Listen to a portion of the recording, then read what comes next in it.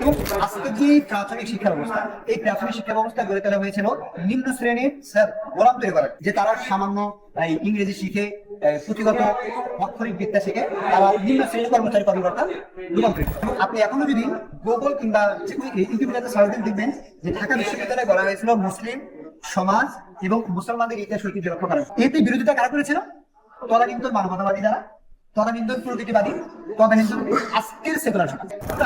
সোনারগাঁয়ের নাম সকলে জানি, তাই না?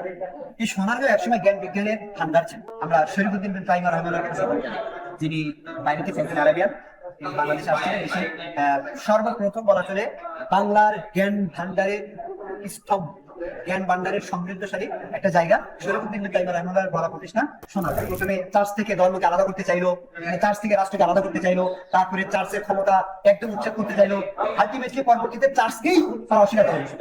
অস্বীকার করার পরে আপনি 18 এবং 19 শতকের যতগুলো দর্শন আছে, এই সমস্তগুলো দর্শন, বিশেষ করে প্রয়োগবাদী দর্শন, উপযোগবাদী দর্শন, তারপরে হলো উত্তর আধুনিকতা দর্শন, এই সমস্ত দর্শন গড়ে উঠেছে নাস্তিকতা। ক্রিটিক করা শিখতে হবে।